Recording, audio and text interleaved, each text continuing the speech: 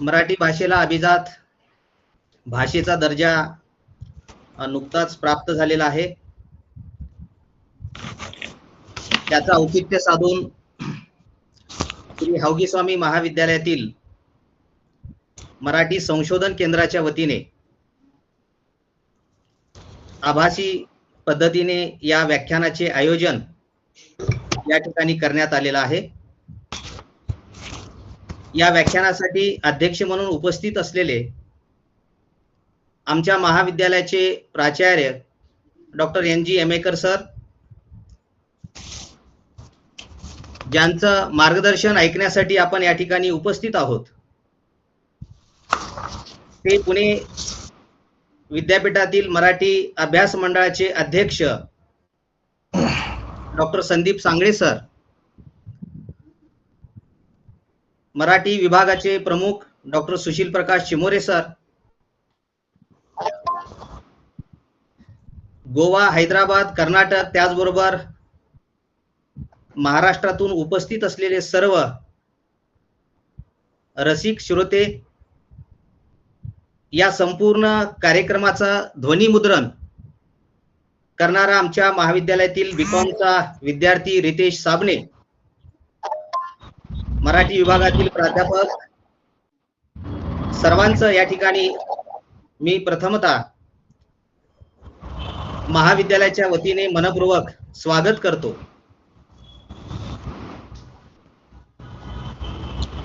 आपण काही दिवसापासून मराठी भाषेला अभिजात भाषेचा दर्जा प्राप्त झाल्यामुळे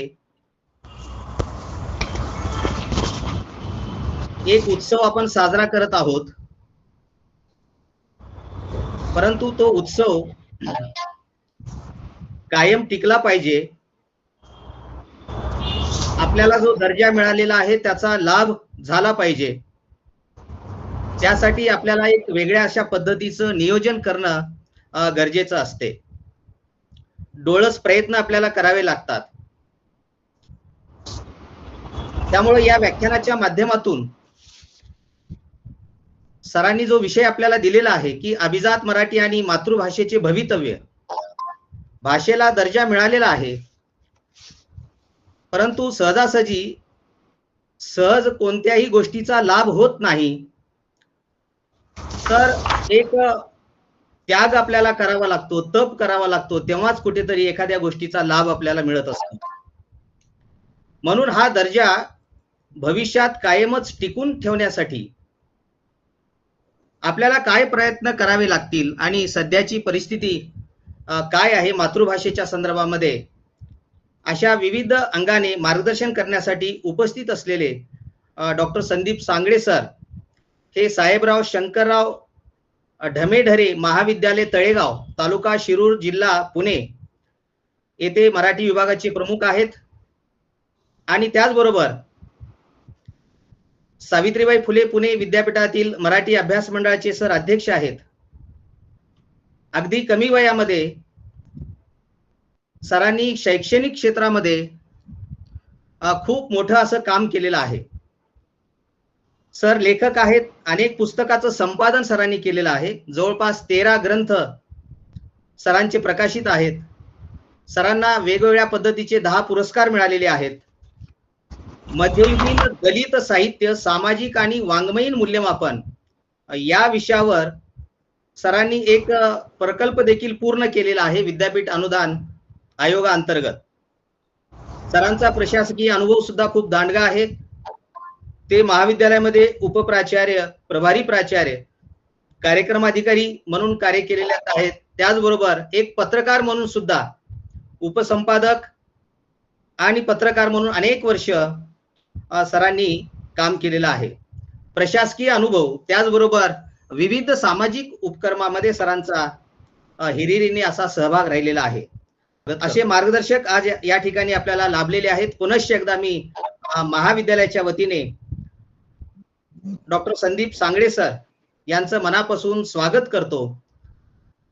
आणि या कार्यक्रमाचं प्रास्ताविक करण्यासाठी आमच्या महाविद्यालयातील मराठी विभागाचे प्रमुख डॉक्टर सुशील प्रकाश चिमोरे सर यांना मी विनंती करतो.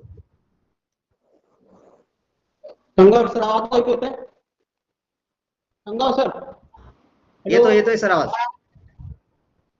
श्री हौदी स्वामी महाविद्यालय उद्योग मराठी पदवी पदव्युत्तर आणि संशोधन केंद्र आयोजित या कार्यक्रमाचे अध्यक्ष महाविद्यालयाचे प्रभारी प्राचार्य डॉक्टर एनजी येमेकर सर, या प्रमुख मार्गदर्शक म्हणून उपस्थित असलेले आमचे स्नेही मित्र आदरणीय डॉक्टर संदीप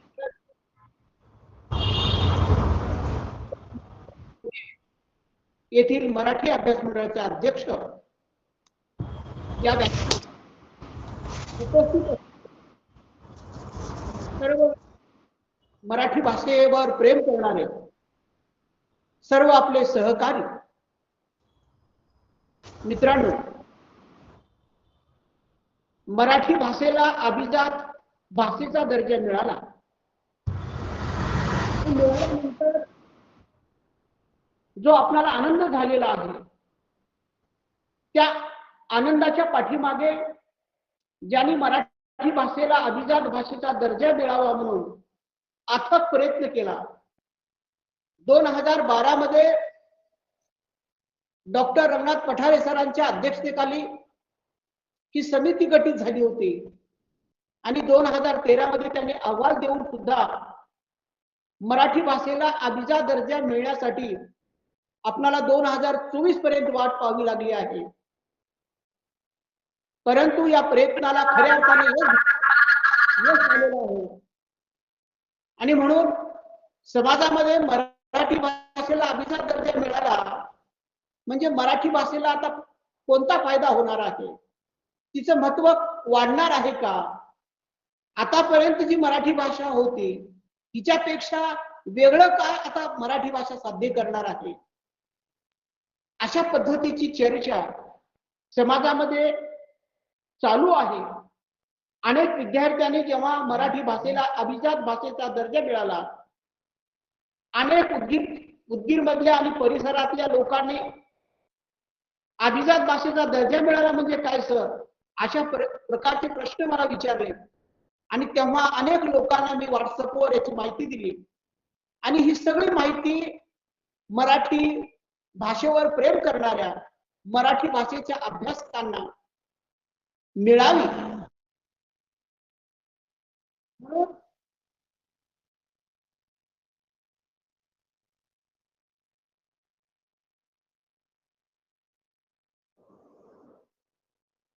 म्हणून या व्याख्यानाचा कार्यक्रम आपण या ठिकाणी घेतलेला आहे. खर तर अभिजात मराठी आणि मातृभाषेचे भवितव्य या विषयाच्या अनुषंगाने मांडणी करण्यासाठी उपस्थित असलेले आजचे मार्गदर्शक वक्ते हे मराठी भाषेचे चांगले अभ्यासक आहेत, चांगले लेखक आहेत, उत्तम लेखकाबरोबरच त्यांना प्रशासनाचा अनुभव आहे. मराठी भाषा आणि साहित्य हे जगलं पाहिजे, टिकलं पाहिजे अशी भूमिका घेऊन अहोरात्र प्रयत्न करणारे आणि मराठी भाषेचे व्यासंगी प्राध्यापक म्हणून ज्यांचं व्याख्यान ऐकण्यासाठी आपण आतुर झाला आहात, त्यांच्यात आणि तुमच्यात मी अडसर न होता या कार्यक्रमासाठी उपस्थित असलेल्या सर्व श्रोत्यांचे हौदी स्वामी महाविद्यालयाच्या वतीने स्वागत करतो. या कार्यक्रमाला उपस्थित असलेले आमच्या महाविद्यालयाचे प्राचार्य, आजच्या कार्यक्रमाचे प्रमुख वक्ते आदरणीय डॉक्टर संदीपान सांगळे सर यांचं पुनश्च एकदा स्वागत करून मी माझं लांबलेलं प्रास्ताविक थांबवतो. धन्यवाद. धन्यवाद सर. आता नुकताच आमचे मार्गदर्शक, समीक्षक, ज्येष्ठ अनुवादक, स्वामी रामानंद तीर्थ मराठवाडा विद्यापीठातील मराठी विभागाचे प्रमुख डॉक्टर पृथ्वीराज तौर सर या ठिकाणी उपस्थित झालेले आहेत. सरांचं मी मनापासून स्वागत करतो. हैदराबाद येथून निघणाऱ्या पंचधारा नियतकालिकेच्या जडणघडणीमध्ये ज्यांचं योगदान राहिलेलं आहे ते आचरेकर मॅडम हैदराबादहून उपस्थित आहेत. मॅडमचंही मी मनापासून स्वागत करतो. आणि आजच्या कार्यक्रमाचे अध्यक्ष आमच्या महाविद्यालयाचे प्राचार्य डॉक्टर एमेकर सर, यांना एक बैठक असल्यामुळं सर इथून जाणार आहेत, त्यामुळं सुरुवातीलाच सर आपल्याला शुभेच्छा देणार आहेत. मी महाविद्यालयाचे प्राचार्य डॉक्टर एमेकर सरांना विनंती करतो की आपण शुभेच्छापर मनोगत या ठिकाणी व्यक्त करावे. आजच्या या व्याख्यानाला उपस्थित मराठी अभ्यास मंडळ सावित्रीबाई फुले पुणे विद्यापीठ पुणे अध्यक्ष डॉक्टर संदीप सांगळे सर, मराठी विभागाचे प्रमुख चिमोरे सर, तुमचे मित्र पृथ्वीराज तौर सर, सर्व उपस्थित मराठीवर प्रेम करणारे सर्व प्राध्यापक, विद्यार्थी मित्रांनो, सर्वप्रथम मी महाविद्यालयाच्या मराठी विभागाने हा कार्यक्रम आयोजित केला त्याबद्दल त्यांचं मी अभिनंदन करतो. त्याचबरोबर केंद्र शासनाचेही मी या प्रसंगी आभार मानतो की त्यांनी उशिरा का होईना पण मराठी भाषेला अभिजात भाषेचा दर्जा दिला. त्यामुळे त्यांचेही मी आपल्या सगळ्यांच्या वतीने आभार मानतो. राजसत्तेने, शासनाने आपली भूमिका पूर्ण पार पाडलेली आहे आणि जसा विषय आपण ठेवलेला आहे की अभिजात मराठी आणि मातृभाषेचे भवितव्य, त्या अनुषंगाने असं मला वाटतं या प्रसंगी की आता सर्व महाराष्ट्रीयन मराठी भाषिकांची जबाबदारी आहे की मराठी भाषेला यापुढे सुद्धा एक गौरव प्राप्त करून दिला पाहिजे. यासाठी आपण सर्वांनी मिळून या मराठी भाषेसाठी आपण एक दिलानं, एक मनानं आपण पुढे गेलं पाहिजे असं मला या प्रसंगी वाटतं. क्योंकि भाषा ही देशाची, राज्याची, तेथील लोकांची एक अस्मिता असते आणि ती अस्मिता जपणं आज फार आवश्यक झालेलं आहे. आपण पाहत असाल तर दक्षिणेमधील ज्या भाषा आहेत त्या भाषा आणि त्या भाषेवर प्रेम करणारे त्या भागातील नागरिक असतील, ते भाषेसोबत तरी ते कॉम्प्रोमाइज करत नाहीत. त्यांनी भाषेला आपल्या जीवनामध्ये अनन्यसाधारण महत्त्व दिलेलं आहे आणि तेच महत्त्व मला वाटतं या नंतर सुद्धा महाराष्ट्रीयन सगळ्या मराठी भाषिकांना देणं आवश्यक आहे आणि त्यासाठी आपण सर्वांनी प्रयत्न करणे सुद्धा गरजेचं आहे. तर आपण जसा विषय ठेवलेला आहे की मातृभाषेचे भवितव्य, आपण मातृभाषेला खूप जपत आलेलो आहोत. शासनाने अभिजात भाषेचा दर्जा दिलेला आहे, खूप चांगली गोष्ट आहे. पण मला वाटतं बदलणाऱ्या परिस्थितीमध्ये मराठी भाषेला आपण नवीन उभारी देणं सुद्धा तेवढंच गरजेचं आहे. कारण आज माणसाचं जीवन हे फार बदलतं आहे, अनेक क्षेत्रामध्ये आधुनिकीकरण होत आहे आणि त्या आधुनिकीकरणासोबत भाषेला सुद्धा पुढे नेणं फार गरजेचं झालेलं आहे. मी भाषेचा एक विद्यार्थी असल्यामुळे मला वाटतं की येणाऱ्या काळामध्ये भाषेचं भवितव्य काय असणार आहे. आपल्याला माहित असेल की आपण मराठी भाषा बोलतो, शिकवतो, पण शिकण्यासाठी आपण आपल्यापासूनच पुढे येत नाही. आज आपले अनेक महाराष्ट्रीयन लोक हे इंग्रजी मीडियम शाळेमध्ये शिकत आहेत. त्याचे काही कारण आहेत, पण त्या अनुषंगाने मराठी भाषेला यापुढे नवीन आधुनिकीकरणामध्ये, उदाहरणामध्ये वाणिज्याची भाषा असेल, विधीची असेल, अभियांत्रिकी क्षेत्रातली असेल, तंत्रज्ञानाची भाषा असेल, कारण लोकांची ती गरज झालेली आहे. लोकांच्या जीवन प्रणालीमध्ये ह्या सगळ्या गोष्टी आलेल्या आहेत आणि त्याच्यामध्ये लोकांना आपलं भवितव्य, आपल्या जीवनाचं भवितव्य दिसत आहे. तर मग त्या सगळ्या क्षेत्रामध्ये मराठी भाषेला घेऊन जाणं हे फार आवश्यक मला वाटतं या प्रसंगी. आणि त्या अनुषंगाने आपण मराठी भाषेला म्हणजे बदलण्याची गरज किंवा नवीन रूप देण्याची गरज सुद्धा तेवढीच अत्यंत महत्त्वाची झालेली आहे. आणि मला वाटतं की यानंतर आपण सगळ्यांनी मिळून मराठी भाषेला लोकांच्या गरजेनुसार, लोकांच्या जीवन उपयोगी साधनानुसार जोडणं फार अत्यंत आवश्यक आहे. अन्यथा आपण असं म्हणतो की मराठी वाढली पाहिजे, मराठीचा विकास झाला पाहिजे, पण सगळ्या नोकऱ्या ज्या आपण शोधत आहोत त्या इंग्रजी माध्यमातून पुढे येत आहेत, म्हणजे रोजगार ज्याला म्हणतो आपण. तर हे कुठेतरी थांबलं पाहिजे आणि मराठीला आपण एक चांगलं स्थान मिळवून द्यावं, जेणेकरून सगळ्या क्षेत्रामध्ये लोकांना रोजगार सुद्धा मिळतील आणि मग तेव्हाच मराठी मातृभाषेचं भवितव्य हे उज्ज्वल होत जाईल. आपण फक्त भाषेवर प्रेम करण्यासोबतच मला वाटतं आपण सगळे जे प्राध्यापक आहोत मराठीचे किंवा महाराष्ट्रीयन लोक आहोत, यांनी सुद्धा मराठी भाषेवर खूप प्रेम करावं. प्रेम आपण करतोच, पण नवीन बदलत्या परिस्थितीनुसार भाषेला सुद्धा नवीन रूप देणं ही सुद्धा काळाची गरज आहे. मला वाटतं तिथंच आपल्या मराठी भाषेचं भवितव्य लपलेलं आहे. या प्रसंगी संदीप सांगळे सर आपल्याला खूप मोलाचं मार्गदर्शन करणार आहे.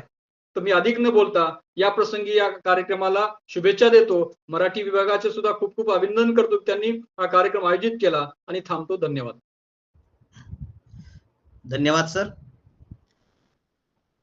या कार्यक्रमासाठी मंडळाचे सदस्य डॉक्टर कान जाधव सर उपस्थित झालेले आहेत. सरांचंही मी मनपूर्वक स्वागत करतो आणि आजचे मार्गदर्शक डॉक्टर संदीप सांगळे सर यांना मी विनंती करतो की आपण आम्हाला मार्गदर्शन करावं.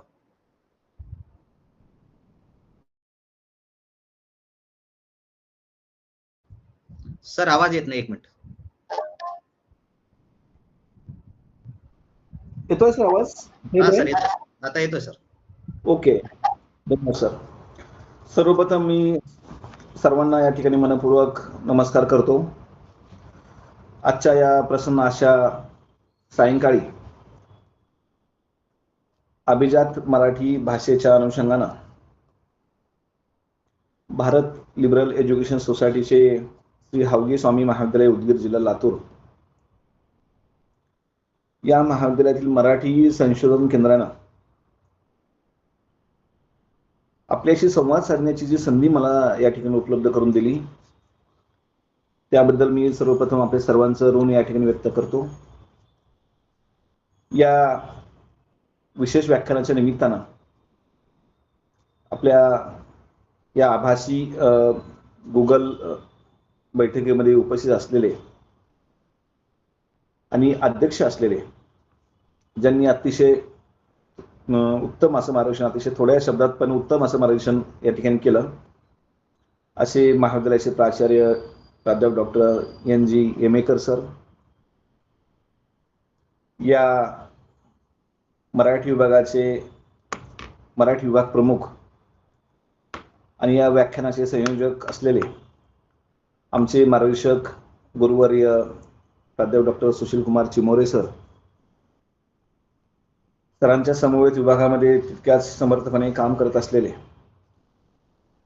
आणि या व्याख्यानाचे सहसमन्वयक आमचे मित्र आदरणीय डॉक्टर मई तंगावार सर, डॉक्टर KK मुळे सर, प्राध्यापक राजा कांबळे सर, त्याचबरोबर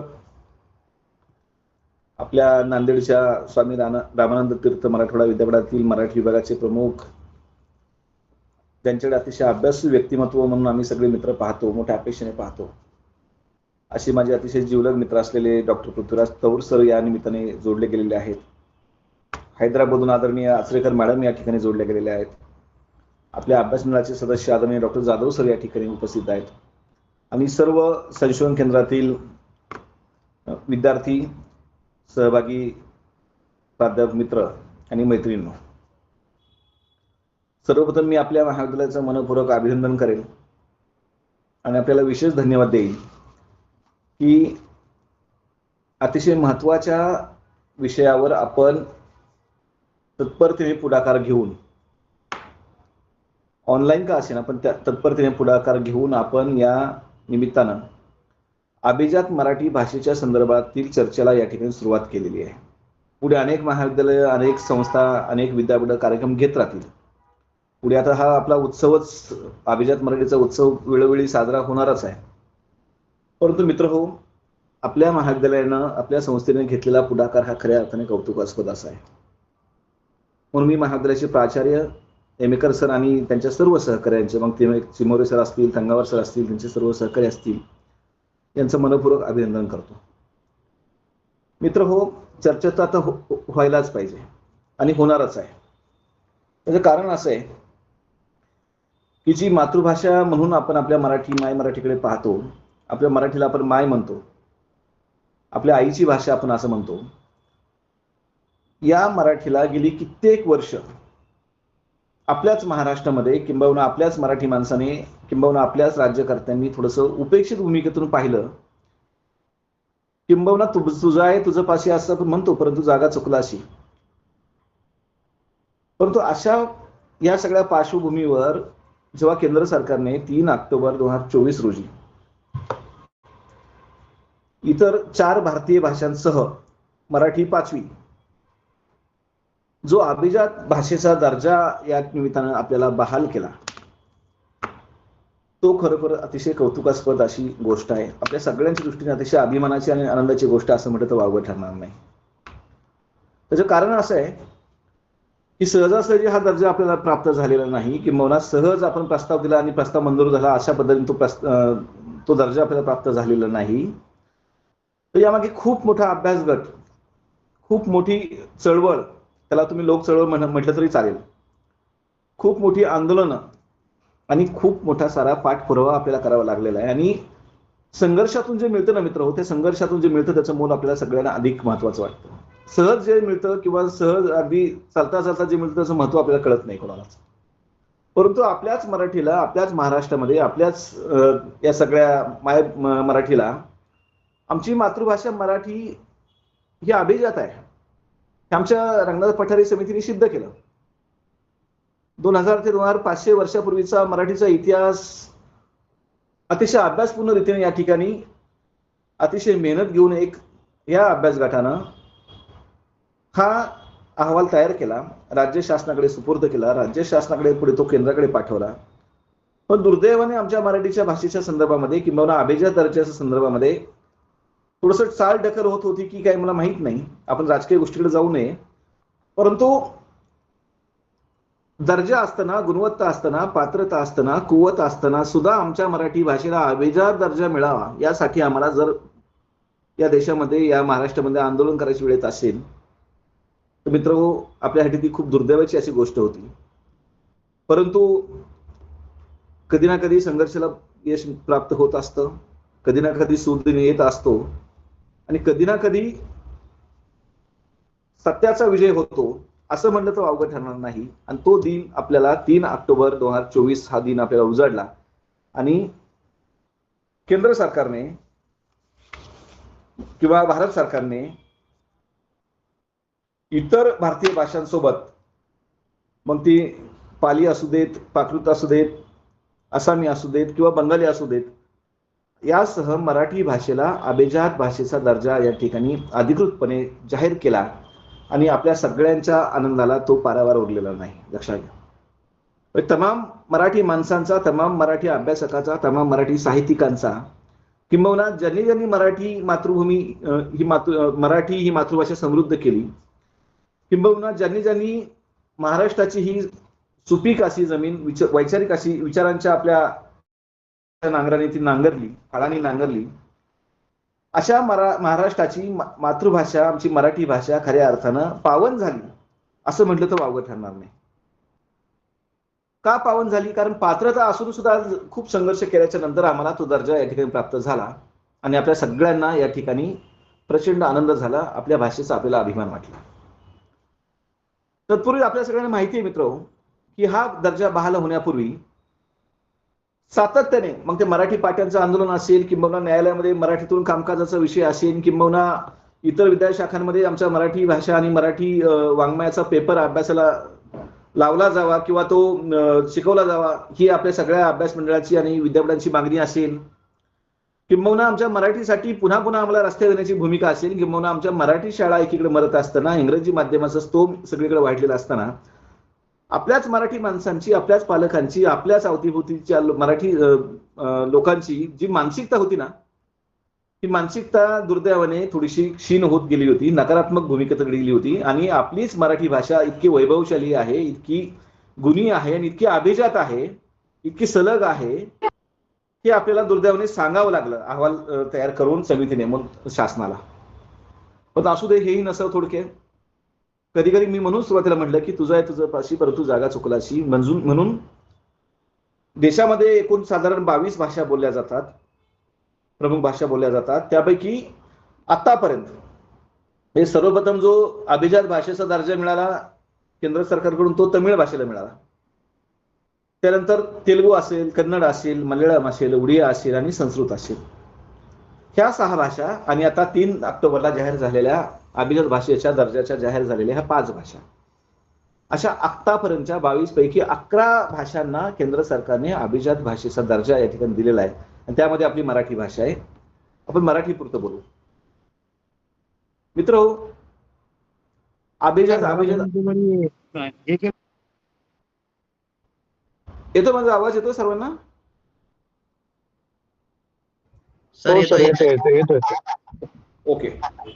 तर अभिजात सातत्याने आता सातत्याने आपल्याला ऐकावं लागणार की मराठी भाषा अभिजात झाली किंवा अभिजात हा शब्द पुन्हा पुन्हा आपल्याला ऐकावा लागणार आहे. शेवटी अभिजात म्हणजे काय? काय अर्थ आहे अभिजात शब्दाचा? किंवा मराठीला अभिजात भाषा दर्जा मिळाला म्हणजे नेमकं काय झालं? तर मित्र हो, सर्वप्रथम आपण सगळ्यांनी मान्य करूयात की आपली माय, आपली मातृभा आणि आपली आई, ज्याला आपण आईचा दर्जा देतो, अशी आपली भाषा ही जन्मताच आईचा, बाबांचा, काकांचा, मामांचा, जन्मताच हे शब्द जेव्हा आपण शिकत जातो ना आपल्या मातृभाषेमध्ये, आणि नंतर त्या एका एका अक्षराचा शब्द बनतो, शब्दाचं वाक्य बनतं, वाक्यातून संवाद या ठिकाणी सुरू होतो आणि आपण सगळेजण बोलायला लागतो. माध्यम असतं आपली भाषा. म्हणजे जी आईच्या उदरातून जी आपल्या मुखामध्ये जी भाषा येते, आपल्या वाणीमध्ये जी भाषा येते, ती भाषा म्हणजे आपली मराठी मातृभाषा. म्हणजे कित्येक वर्षापासून 2 ते 2.5 हजार वर्षापासून आमची भाषा, आमच्या भाषेच्या अस्तित्वाच्या खुणा या महाराष्ट्रामध्ये जागोजागी पाहायला मिळाल्या. जागोजागी त्या अस्तित्वाच्या खुणा आम्हाला जाणवल्या. रंगनाथ पठारे आणि त्यांच्या सगळ्यांसमोर, मग अगदी आमचे हरी नरके सर असतील, डॉक्टर नागनाथ कोतापल्ले सर असतील, डॉक्टर श्रीकांत बहुलकर सर असतील, मधुकर वाकुडे असू देत, कल्याण काळे असू देत, सतीश काळशे सर असू देत, प्राध्यापक आनंद उबाळे असू देत किंवा डॉक्टर मैत्री देशपांडे असू देत, त्या समितीने अतिशय महत्वाचा आणि मौलिक असा दस्तऐवज तयार करून अतिशय मेहनतीने महाराष्ट्र शासनाने ठरवून दिलेली कार्यकक्षा सांभाळत अतिशय मेहनतीने की मराठी ही भाषा आमची प्राचीन आहे, ती भाषा आमची सलग आहे, ती भाषा आमची प्रवाही आहे आणि ह्या भाषेला अभिजात दर्जा मिळायला हवा, अशा पद्धतीचा अहवाल राज्य शासनाकडे तयार करून पाठवला. राज्य शासनाने तो केंद्राकडे सोपवला आणि केंद्रीय सांस्कृतिक मंत्रालयाने किंबहुना साहित्य अकादमीने त्या सगळ्या गोष्टी पाठवून पाहिल्याच्या नंतर अनेक पुरावे, मग ते ताम्रपटाचे पुरावे असू देत, ते पोथ्या पुराणांचे पुरावे असू देत, ते शिलालेखांचे पुरावे असू देत, अगदी आमच्या विवेक शिंदे पासून, ज्ञानेश्वरी पासून ते आमच्या महानुभाव संप्रदायापर्यंत सगळ्या गोष्टी असू देत, म्हणजे संत पंत तंत हे सगळ्या आधुनिक वाङ्मयापर्यंतचे सगळे पुरावे आम्ही जेव्हा सादर केले लिखित स्वरूपामध्ये, तेव्हा निश्चितपणे आपल्याला मराठी अभिजात भाषा ठरू शकते या निकषापर्यंत केंद्र सरकार आलं. या निकषापर्यंत केंद्र सरकारचं सांस्कृतिक मंत्रालय आलं आणि एकदाचा आपल्याला अभिजात भाषेचा दर्जा या ठिकाणी प्राप्त झाला. मला सांगायला अभिमान वाटतो, मला सांगायला निश्चित आनंद होतो की एक संघर्ष आपला पूर्ण झाला, कारण एक तपाचा हा संघर्ष आहे. 2013 साली रंगनाथ पठारे समितीने सादर केलेला अहवाल आणि दर्जा मिळण्यासाठी जवळ 10-12 वर्ष जर उजाडत असतील तर मधल्या काळामध्ये काय झालं असेल आपल्या सगळ्यांना माहिती, आपण सगळे ज्ञात आहोत. महाराष्ट्रातल्या ज्या विविध साहित्य संस्था असू देत किंवा आपल्या बृहन महाराष्ट्रातल्या ज्या विविध साहित्य संस्था असू देत, त्याच्यात आमची महाराष्ट्र साहित्य परिषद असू देत, मराठवाडा साहित्य परिषद असू देत, विदर्भ साहित्य संघ असू देत, कोकण मराठी साहित्य परिषद असू देत, किंवा आमचे ज्येष्ठ आणि श्रेष्ठ अभ्यासक असू देत, समीक्षक असू देत, लेखक असू देत, कवी असू देत, म्हणजे प्रत्येक मराठी भाषा प्रेमींनी यामध्ये आपल्या त्यागाची आहुती दिलेली आहे, आपल्या पद्धतीने आपलं योगदान दिलेलं आहे आणि मराठीला अभिजात भाषा मिळण्यासाठी एक जन आंदोलन गेल्या 10 ते 12 वर्षामध्ये महाराष्ट्रामध्ये उभा राहिलेलं आहे. तेव्हा कुठं आपल्याला मराठी भाषेचा दर्जा प्राप्त झालेला आहे मित्र, हे लक्षात घ्या. या संघर्षाचं मोल सुद्धा आपल्याला विसरून चालणार नाही. या मागच्या प्रयत्नांची पराकाष्ठा ज्यांनी केली त्यांचं योगदान आपल्याला विसरून चालणार नाही. ज्यांनी अथक असं परिश्रम करून, अथक अशी पायपीट करून या ठिकाणी ताम्रपट शोधून काढले, शिलालेख शोधून काढले, पोथ्या शोधून काढल्या, 2-2.5 हजार वर्षापूर्वीचा सगळा दस्तऐवज या ठिकाणी डॉक्युमेंटेशन आपण ते सगळं तयार केलं. आणि कागदोपत्री भक्कम असे पुरावे सादर केल्याच्या नंतर आपल्याला अभिजात भाषा हा दर्जा या ठिकाणी केंद्र सरकारकडून प्राप्त झाला. म्हणजे माझ्या पुढच्या विषयाकडे मी येत असताना थोडं प्रवाही पद्धतीने मी तुमच्याशी बोलण्याचा प्रयत्न करतो आहे. मित्र, 10 जानेवारी 2012 रोजी रंगनाथ पठारे यांच्या अध्यक्षतेखाली महाराष्ट्र शासनाने अभिजात भाषा दर्जा सिद्ध करण्याची समिती स्थापन केली. या समितीने पुढची 2 ते 3 वर्ष अथक परिश्रम करून आपला अहवाल या ठिकाणी सादर केल्याच्या नंतर 7 बैठका घ्याव्या लागल्या समितीला. आणि ह्या 7 बैठका घेतल्याच्या नंतर सुद्धा पुन्हा या ठिकाणी आपल्याला पाठपुरावा करावा लागला. पण हा पाठपुरावा करत असताना अगदी गेल्याच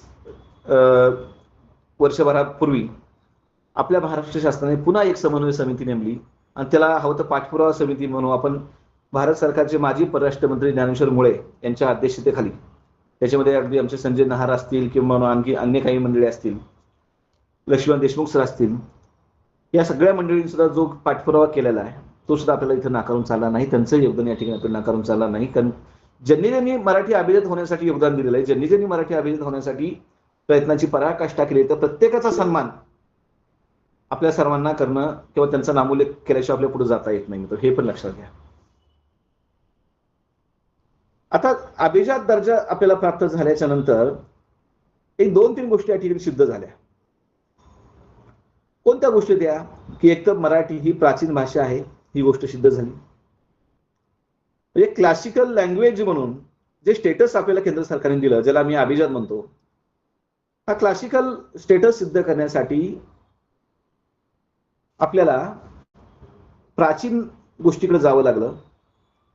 मराठी भाषेचा उगम आपल्याला या ठिकाणी त्याच्या मुळापर्यंत या ठिकाणी जावं लागलं.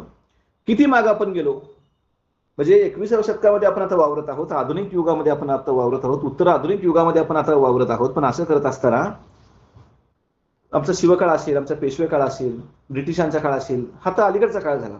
पण त्याच्याही पलीकडे आमची जी संत परंपरा असेल, ह्या संत परंपरेचं योगदान सुद्धा अतिशय महत्वाचं आहे.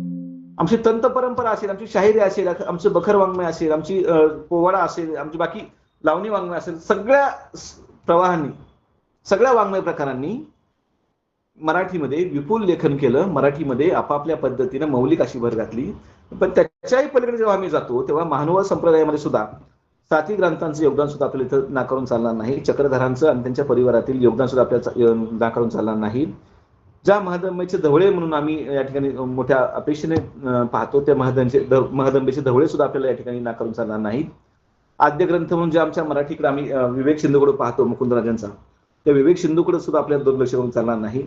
एवढंच नव्हे तर आमचा श्रवण बेळगोळचा शिलालेख असेल, आमचा अक्षीचा शिलालेख असेल, तिथपर्यंत मागं आपल्याला जावं लागतं. त्याच्याही अलीकडे मागं जर आपण गेलो, आमच्या पुणे जिल्ह्यातील दाऱ्या घाटातील या ठिकाणी नाणे घाटातील जो शिलालेख आम्हाला जो ताम्रपट आम्हाला सापडला आहे, त्याचंही महत्व या ठिकाणी आपल्याला नाकारून चालणार नाही. म्हणजे अशी 1000, 1500, 2000, 2500 वर्षापर्यंत जेव्हा मागे मागे जातो तेव्हा निश्चितपणे या समितीच्या कार्याला सलाम केल्या वाचून आपल्याला पुढे जाता येत नाही. कारण किती मेहनत, किती कष्ट त्यांना घ्यावे लागले याची कल्पना जेव्हा आम्ही अहवाल वाचतो, अभिजात मराठी भाषेचा अहवाल जेव्हा आपण पाहतो आणि जे संदर्भ या समितीने दिलेले ते संदर्भ जेव्हा आम्ही पाहतो, तेव्हा निश्चितपणे त्यांच्या कार्याला सलाम केल्याच्या वाचून आपल्या पुढे जाता येत नाही. मित्रहो, काय नियमावली होती याची आणि पुढे आता फायदा काय? ठीक आहे, आपण अभिजात झालो, एकदाचा अभिजात भाषेचा दर्जा आपल्याला प्राप्त झाला.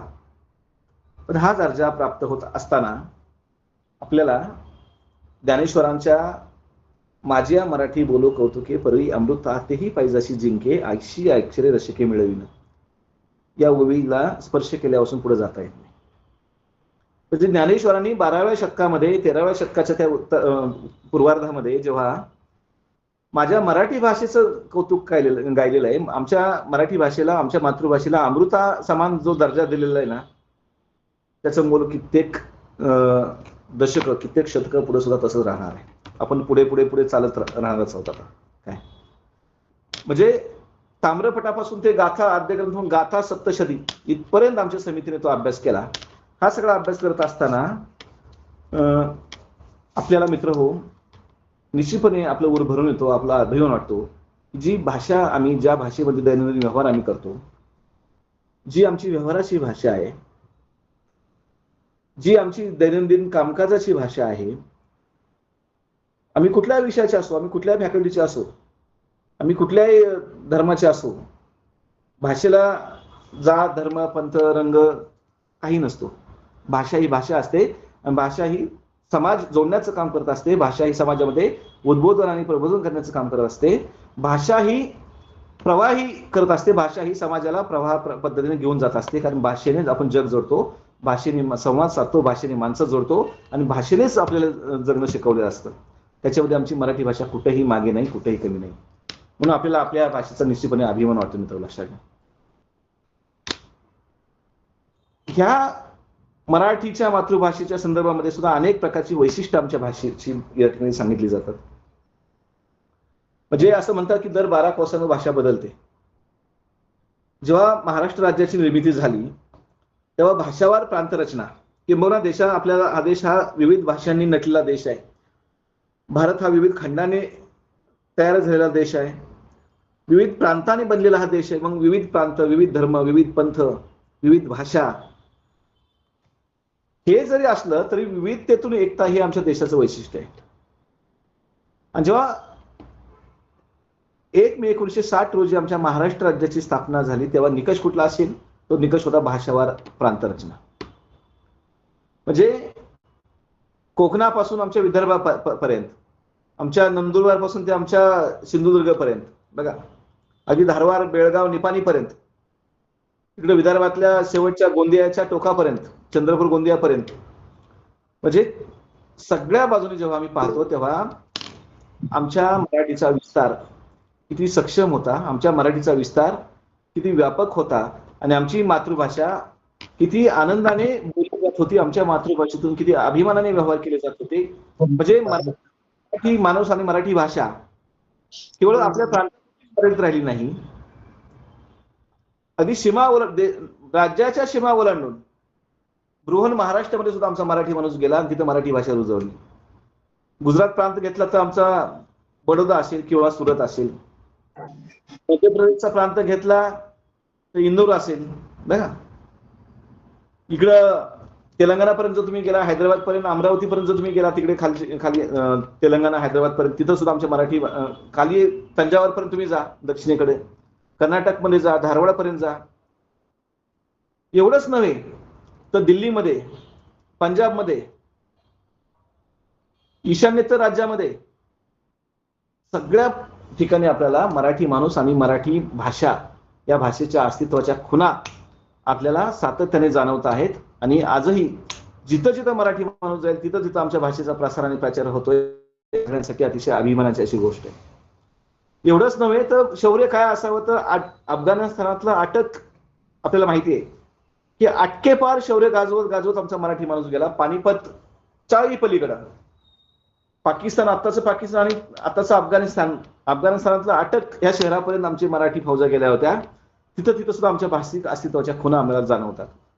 एवढंच नव्हे तर सातारा समुद्राच्या कुठल्याही कोपऱ्यामध्ये जेव्हा आपल्याला कधी प्रवासाचा योग येतो किंवा जेव्हा आपण जाऊ तेव्हा कुठे ना कुठे आपल्याला मराठी माणूस, मराठी मंडळ, मराठी अस्तित्व घेऊन, मराठी भाषेचं अस्तित्व घेऊन तिथं रोजीसाठी, रोजगारासाठी आणि व्यवसायाच्या निमित्तानं, नोकरीच्या निमित्तानं आम्हाला मराठी माणसं आणि मराठी भाषा दिसते आहे.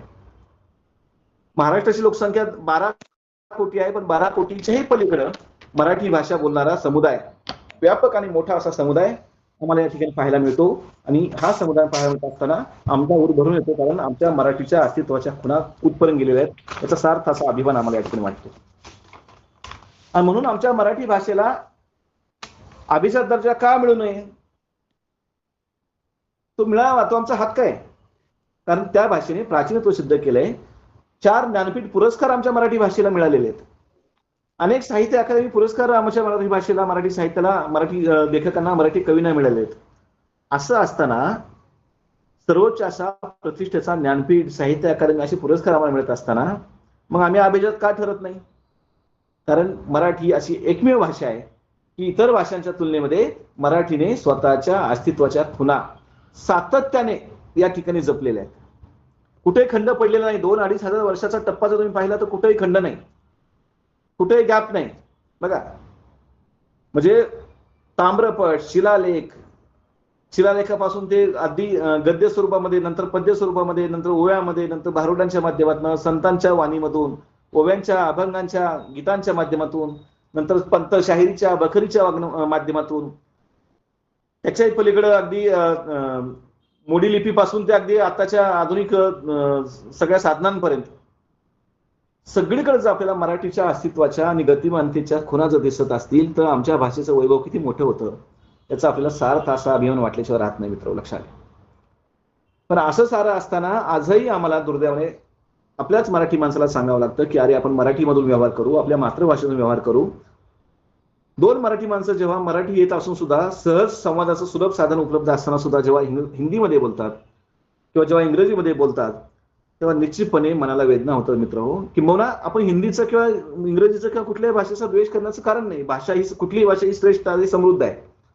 पण त्यांचा आदर राखून सुद्धा जेव्हा आमच्या प्रांतामध्ये आपण आपल्या मातृभाषेचा अभिमान बाळगत नाही, किंबहुना आमची मातृभाषा आमच्या जवळ असताना, सहज उपलब्ध असताना, संवादाचं प्रमुख आणि प्रभावी साधन असताना जर आम्ही आमच्या मातृभाषेलाच या ठिकाणी अनुल्लेखाने मारत असू, तिच्याकडे दुर्लक्ष करत असू आणि इतर भाषांमध्ये जर आम्ही संवाद साधत असू तर मित्र हो, मराठी माणूस खरंच करंट आहे असं म्हणायचं का?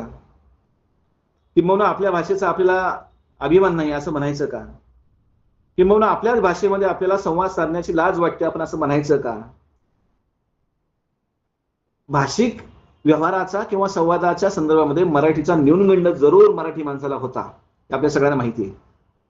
पण सुदैवाने जेव्हा मराठीला आता 3 ऑक्टोबर 2024 रोजी अभिजात भाषेचा दर्जा प्राप्त झाला, हा दर्जा प्राप्त झाल्याच्या नंतर आता तो न्यूनगंड मित्र हो कुठल्या कुठे गळून पडला. प्रत्येक मराठी माणसाचा ऊर आता अभिमानाने भरून येतो आहे की अरे माझी मराठी भाषा किती श्रेष्ठ आहे, माझ्या मराठी भाषेमध्ये मी किती चांगल्या पद्धतीनं प्रभावी संवाद साधू शकतो, माझ्या मराठी भाषेमध्ये व्यवहार केल्याच्या नंतर किती सहज आणि सुलभ पद्धतीने माझं म्हणणं मी दुसऱ्याच्या गळी उतरवू शकतो किंवा दुसऱ्याचं म्हणणं मी मला समजून जाणून घेऊ शकतो. इतकं सहज आणि सोपं संवादाचं साधन आपल्याजवळ उपलब्ध असताना आपण विनाकारण इतर भाषांचा जर आग्रह धरू लागलो, इतर भाषांमध्ये व्यवहार करू लागलो, किंबहुना आपली मुलं किंबहुना आपलं शिक्षणाचं माध्यम सुद्धा इतर भाषा जर आपण निवडू लागलो तर मित्र हो काळ आपल्याला माफ करणार नाही. पण सुदैवाने आता प्रतिष्ठित दर्जा, व्यापक दर्जा आणि राजमान्यता हा शब्द फार महत्वाचा आहे. राजमान्यता आता आपल्याला भारत सरकारने दिलेली असताना या पुढच्या काळात तरी सुद्धा माझी नम्र विनंती आहे आपल्या सगळ्यांना, आपण सगळ्यांनी म्हणजे सगळ्याच मराठी माणसांना की आपण आता तरी थोडंसं मराठीचा अभिमान आपण बाळगूयात, सुरुवात आपल्यापासून करूयात. जास्तीत जास्त मराठीमध्ये वाचन करूयात, जास्तीत जास्त मराठीमध्ये लेखन करण्याचा प्रयत्न करूयात, जास्तीत जास्त मराठीमध्ये संवाद साधण्याचा प्रयत्न करूयात. भाषावार प्रांत रचनेमुळे आपल्याला महाराष्ट्र राज्य मिळालं, भाषावार प्रांत रचनेमुळे सुद्धा आपल्याला मुंबई राजधानी मिळाली महाराष्ट्राला. बघा भाषिक 107, 108 आमचे हुतात्मा झाले मुंबई महाराष्ट्राला मिळवण्यासाठी, परंतु मराठी भाषिकांनी या ठिकाणी कधीही तीव्र लढा कधीही त्याचं क्षीण होऊ दिला नाही. पण दुर्दैवाने आजही आमचं बेळगाव, आजही आमचं निपाणी, आजही आमचं धारवाड, कर्नाटक प्रांतात गेलं ते शल्य प्रत्येक मराठी माणसाला आहे. आणि मराठी माणूस म्हणून, मातृभाषेचा अभिमान म्हणून आपल्याला ते शल्य सुद्धा भविष्यामध्ये जर कमी करता आलं, सुप्रीम कोर्टाने जर निश्चितपणे आपल्या मराठी माणसाला आणि मराठी प्रांताला आणि मराठी भाषेला न्याय द्यायचा प्रयत्न केला तर मला वाटतं निश्चितपणे धारवाड, निपाणी, बेळगाव ही सुद्धा मराठी भाषिक परिसर असलेली सगळी शहरं, सगळा परिसर, ग्रामीण भाग आपल्या महाराष्ट्रात समाविष्ट होण्यासाठी निश्चितपणे उपयोग होईल असं मला वाटतं. आणि त्यासाठी अभिजात भाषेचा दिला गेलेला दर्जा सगळ्याच अर्थानं मराठी भाषा समृद्ध करण्यासाठी, मराठी भाषा जतन करण्यासाठी, मराठी भाषा अधिक गतिमान करण्यासाठी आपल्याला पूरक आणि प्रभावी ठरेल याबाबत माझ्या मनात तरी कुठल्याही प्रकारचं दुमत असण्याचं कारण नाही. फक्त गरज आहे आपली मानसिकता बदलण्याची. आमच्या पुणे विद्यापीठ, सावित्रीबाई फुले पुणे विद्यापीठाच्या मराठी अभ्यास मंडळाने ठराव केला. आमच्या तौर सरांना माहिती आहे, तौर सरांनी सुद्धा त्यांच्या नांदेड आणि त्या सगळ्या परिसरामध्ये किंवा महाराष्ट्रभर सातत्याने तौर सर एक जागल्याची भूमिका घेत असतात, विशेषतः मराठी साहित्याच्या आणि मराठी भाषेच्या संदर्भामध्ये. म्हणजे असे तरुण आणि अतिशय अभ्यासू अशी माणसं आपल्या महाराष्ट्रामध्ये आहेत. आपल्या सगळ्यांना अतिशय वैभवशाली अशी सगळी परंपरा आहे. आपल्या सगळ्यांसाठी हे वैभव आहे, आपल्या सगळ्यांसाठी ही जमेची बाजू आहे. पण सातत्याने आपला संघर्ष संपलेला नाही. सातत्याने पुन्हा पुन्हा पुन्हा आपल्याला पुढे संघर्ष करावा लागणार आहे. अभिजात भाषेचा दर्जा मिळाला म्हणजे सगळं संपलं किंबहुना आता आपला संघर्ष पूर्ण झाला असं मित्र अजिबात कोणी मानायचं कारण नाही. किंबहुना गाफील राहण्याचं तर बिलकुल कारण नाहीये. न जाणो कदाचित मराठीवर सातत्याने आक्रमण होत आलेले आहेत, मराठी प्रांतावर सातत्याने आक्रमण होत आलेले आहेत. आमची भाषा या ठिकाणी नामशेष होण्याचा प्रयत्न सातत्याने केला जातो आहे. आमच्यावर भाषिक आघात केले जात आहेत.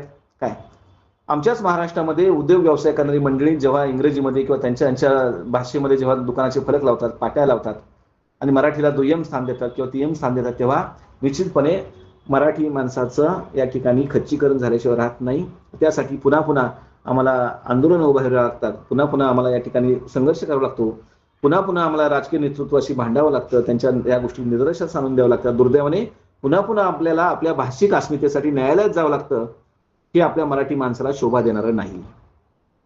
आणि अशा परिस्थितीमध्ये जेव्हा अभिजात दर्जा आपल्याला प्राप्त झाला तेव्हा निश्चितपणे मराठीच्या संदर्भामध्ये, आपल्या भाषेच्या संदर्भामध्ये कुठल्याही प्रकारचा संघर्ष करत असताना निश्चितपणे आता आपल्याला आपल्या तलवारीला किंबहुना आपल्या संघर्षाला आता चांगल्या प्रकारची धार या अभिजात दर्जामुळे आता प्राप्त झालेली आहे. म्हणजे आता आपण कुठेही स्वतःला कमी मानायचं काही कारण नाही. आपल्यातला न्यूनगंड आता आपण फेकून देऊ आणि ह्या अभिजात मराठी भाषेने दर्जाने आपल्या प्रत्येक मराठी माणसाचा आत्मविश्वास आता त्या ठिकाणी दुणावलेला आहे. आपला न्यूनगंड कुठल्या कुठे गळून पडलेला आहे.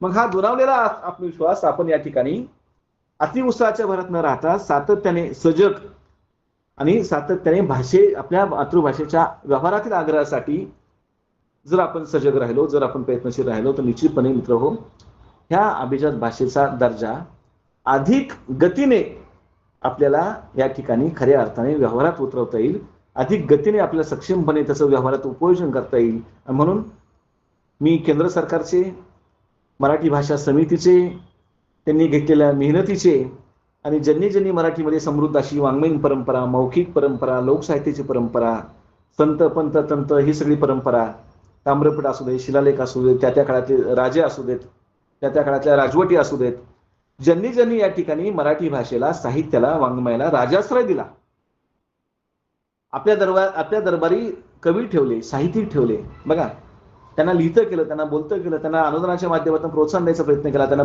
बक्षिशी दिली. त्या सगळ्यांचं या निमित्ताने मला या ठिकाणी स्मरण करावं वाटतं, त्यांचं अभिनंदन करावं वाटतं. कारण त्यामुळं आपली मराठी भाषा प्रवाही राहिली. त्यामुळं आपल्याला क्लासिकल स्टेटस मिळण्यासाठी या ठिकाणी खूप सारी मदत झाली आणि रंगनाथ पठारे समितीच्या अहवालामध्ये या सगळ्या गोष्टी या ठिकाणी नमूद केलेल्या आहेत. त्यामुळे प्रत्येकाने हा अहवाल पाहावा. हा अहवाल पाहत असताना प्रत्येकाने आपल्या भाषेची मुळं शोधावीत. प्रत्येकाने आपल्या वाङ्मयाच्या कडे एक सकारात्मक भूमिकेतून पाहावं आणि प्रत्येकाने या ठिकाणी मानसिकता बदलावी की आपण इथून पुढं कुठल्याही प्रकारे मराठी भाषेचा अवमान न करता, कुठल्याही प्रकारचा न्यूनगंड न बाळगता आत्मविश्वासाने मी मराठी बोलेल, मी मराठीमध्ये व्यवहार करेल, मी समोरच्याला किंबहुना अमराठी माणसाला सुद्धा मराठी बोलण्यास भाग पाडेल. जोपर्यंत असा पण मराठी माणूस करत नाही तोपर्यंत मराठी अभिजात आहेच. पण ती अधिक अभिजात त्याची फळं जर आपल्याला चांगल्या प्रकारे मिळवायची असतील तर भाषा आपल्याला प्रवाही, गतिमान आणि व्यवहारात अधिक त्याचं उपयोजन करण्याच्या गत्यंतर नाही. त्यासाठी आता आपल्याला कात टाकावी लागेल मित्र, लक्षात घ्या. जी आपली शिक्षणाची माध्यमं होती, इंग्रजीला आपण अवास्तव महत्व दिलं गेलं ह्या देशामध्ये. इंग्रज आले, भारतावर 150 वर्ष राज्य केलं, पारतंत्र्यात आपण होतो, हे सगळं मान्य आहे. पण स्वातंत्र्य मिळून गेल्याच्या नंतर सुद्धा इंग्रजी भाषेचा कुठल्याही प्रकारचा दुराग्रह, कुठल्याही प्रकारचं त्यांचा अवमान न करता मी नेहमी सांगत असतो की मराठी जर ही आमची माय असेल तर हिंदी ही राष्ट्रभाषा, ती आमची मावशी आहे. आणि इंग्रजी ही जर आपण ज्ञानभाषा म्हणत असेल तर ती पण आमची आणती आहे. पण आता ज्ञानभाषा इंग्रजी ही संकल्पना ह्या अभिजात भाषेच्या कसोटीमुळं, अभिजात भाषेच्या निकषामुळं, अभिजात भाषेच्या दर्जामुळं आता कालबाह्य होणार आहे. आणि मराठी ही आता ज्ञानभाषा होऊ घातलेली किंवा मराठी आता ज्ञानभाषा झाली पाहिजे, हा आग्रह आता आपल्या प्रत्येकाने या ठिकाणी धरला पाहिजे. आणि प्रतिष्ठा सिद्ध झाली, परंपरा सिद्ध झाली, वैशिष्ट्य सिद्ध झाली, उपयुक्तता सिद्ध झाली. मग असं सगळं असताना कुठल्या पद्धतीने आपली भाषा कुठं कमी पडते, कुठल्या पद्धतीने आपण आता कमी लेखायचं कारण आहे आपल्या भाषेला? मुळीच नाही. मित्र हो, मराठी आता या पुढच्या काळामध्ये ज्ञान भाषा व्हावी, मराठी आता या पुढच्या काळामध्ये व्यवहार भाषा व्हावी, किंबहुना व्यवहार भाषा होत असताना मराठी ही आमची जगण्याची आणि मरण्याची भाषा व्हावी, ही अपेक्षा या व्याख्यानाच्या माध्यमातून जर केली तर मला वाटतं काही त्यात गैर असण्याचं कारण नाही. आज आचार्यात्रेचं असते ना हयात, आचार्यात्रे नेहमी म्हणायचे की गेली 10,000 वर्षामध्ये, बघा तुम्ही आचार्यात्रेंचं साहित्य पहा, त्यांची भाषणं पहा, की गेल्या 10,000 वर्षामध्ये मी असं पाहिलं नाही, किंवा गेल्या 10,000 वर्षामध्ये असं झालं. ते नेहमी म्हणायचे काय, आज मराठी भाषेला अभिजात मराठी भाषेचा दर्जा प्राप्त झाल्याच्या नंतर मी कल्पना केली, जर आचार्यात्रे हयात असते तर आचार्यात्रे काय म्हणाले असते, गेल्या 10,000 वर्षामध्ये मला असा आनंद झाला नाही की जेणेकरून आमच्या मराठी भाषेला अभिजात भाषेचा दर्जा प्राप्त झाला. आणि ही अतिशय वैभवशाली, प्रतिष्ठेची आणि अतिशय भाग्याची गोष्ट आपल्या महाराष्ट्रासाठी, आपल्या मराठी भाषेसाठी, मराठी माणसासाठी आहे, असं म्हटलं तर वावगं ठरणार नाही. म्हणजे आता मराठीच्या बाबतीत जर बोलायचं झालं तर मराठीने सातत्याने देशामध्ये संस्कृतीचं आणि समृद्ध अशा आमच्या भारतीय ज्ञान परंपरेचं एक नेतृत्व केलेलं आहे, असं म्हटलं तर मुळीच वावगं ठरणार नाही. म्हणजे भारतीय वारशाचा आधारस्तंभ म्हणून कायम आमच्या मराठीने या ठिकाणी महत्वाची भूमिका बजावली आहे, कायम आमच्या मराठीने नेतृत्व केलेलं आहे. किंबहुना केवळ महाराष्ट्रालाच नव्हे तर संबंध देशाला सांस्कृतिक, सामाजिक आणि खऱ्या अर्थानं भाषिक दायित्व किंवा भाषिक औदार्य दाखवण्याचं काम आमच्या मराठी भाषेनं आणि आमच्या मराठी माणसानं केलेलं आहे. त्यामुळं आमच्या भारत देशाची परंपरा जी आहे ती समृद्ध अशी परंपरा आहे, ती आमच्या ऋषीमुनींची परंपरा आहे, ती वेद आणि आयुर्वेदाची आमची परंपरा आहे. किंबहुना आमच्या संस्कृत एक अतिशय प्रबळ अशी आमची संस्कृती आहे, अतिशय भक्कम अशी आमची संस्कृती आहे, अतिशय आदर्श आमची संस्कृती आहे. तर ह्या संस्कृतीमध्ये ज्या ज्या गोष्टी घडल्या त्याच्यामध्ये भाषिक गोष्टी अतिशय महत्वाच्या आहेत. भाषिक गोष्टीच्या संदर्भात जर बोलायचं झालं तर मला वाटतं निश्चितपणे मराठी ही या ठिकाणी कायम अग्रस्थानी राहिलेली भाषा आहे. म्हणून केंद्र सरकारने मराठीला जेव्हा अभिजात भाषेचा दर्जा दिला तेव्हा सांस्कृतिक योगदानाचा हा गौरव केला असं म्हटलं तर बिलकुल वावगं ठरणार नाही. म्हणून तमाम मराठी जनांचं, मराठी माणसाचं, मराठी भाषेचं, ज्यांनी मराठी विकसित करण्यासाठी, समृद्ध करण्यासाठी लेखकांनी, कवींनी, विचारवंतांनी, समीक्षकांनी, आंदोलनकर्त्यांनी आणि राज्यकर्त्यांनी सुद्धा आपापल्या पद्धतीने योगदान दिलं. हे दिलेलं योगदानाचं फलित म्हणजे आपल्याला या ठिकाणी अभिजात मराठी भाषेचा दर्जा एकदाच आपण आता प्राप्त करून घेतलेला आहे. आता पुढं काय? अनेक लोकांच्या मनामध्ये प्रश्न आहे, ठीक आहे, एकदाच आपल्याला अभिजात भाषेचा दर्जा प्राप्त झाला, मग आता याचा फायदा काय, किंवा आता पुढं काय, त्यामुळे काय होणार आहे? मित्र हो, अनेक प्रकारचे फायदे मी सुरुवातीला सांगितलं की एकतर आपण आता समृद्ध असा वारसा आपण सिद्ध केलेला आहे भाषेच्या संदर्भामध्ये, आपली ज्ञान परंपरा आपण आता सिद्ध केलेली भाषेच्या संदर्भामध्ये, आपलं प्राचीनत्व आपण आता सिद्ध केलंय मराठीच्या संदर्भामध्ये. एवढंच नव्हे तर आपली प्रतिष्ठा आता आपण सिद्ध केली आहे मराठीच्या संदर्भामध्ये. हे सगळं करत असताना आता केंद्रातल्या प्रत्येक विद्यापीठामध्ये आपल्या भाषेचा क्लासिकल लँग्वेज म्हणून किंवा क्लासिकल स्टेटस म्हणून किंवा अभिजात दर्जा म्हणून प्रत्येक देशातील जवळ 450 विद्यापीठामध्ये आता आपल्याला मराठीच्या अभ्यासाच्या आणि मराठीच्या अस्तित्वाच्या खुणा या ठिकाणी दिसणार आहेत, त्या अभ्यासावर लागणार आहेत. किंवा त्या ठिकाणी मराठीचे अध्यास या ठिकाणी अतिशय